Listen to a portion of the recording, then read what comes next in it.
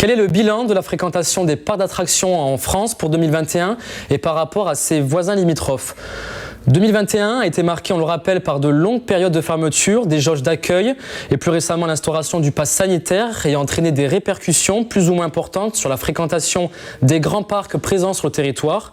La Compagnie des Alpes, qui détient le parc Astérix et Futuroscope, mais aussi Walibi Rhône-Alpes, peut se féliciter d'une bonne saison estivale cette année. Le chiffre d'affaires du groupe s'établit à 221,7 millions d'euros contre 232,1 millions d'euros pour la période 2019-2020. Pendant les vacances de la Toussaint, Futuroscope a connu un pic de fréquentation record avec 17 000 entrées en 2 semaines. C'est plus qu'en 2018 où le parc avait accueilli 162 000 visiteurs. Le plus grand parc européen, Disneyland Paris, avait comme limite 28 000 personnes par jour. Avec ses 20 000 personnes quotidiennes, le redémarrage se fait ressentir après plusieurs mois sans perspective. Le Puy du Fou enregistre quant à lui une baisse de 30% cette année par rapport à 2019, alors qu'elle était de l'ordre de 50% en 2020.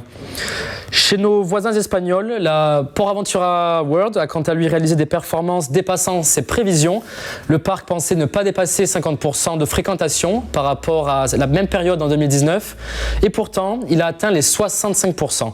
Cette tendance s'est poursuivie par la suite, atteignant les 80% durant la saison estivale contre 70 attendus.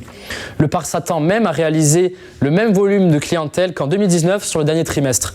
Et enfin, de l'autre côté de la Rhénanie, le protocole est strict à Europa Park. La jauge limite à 15 000 le nombre de visiteurs chaque jour contre 30 000 habituellement.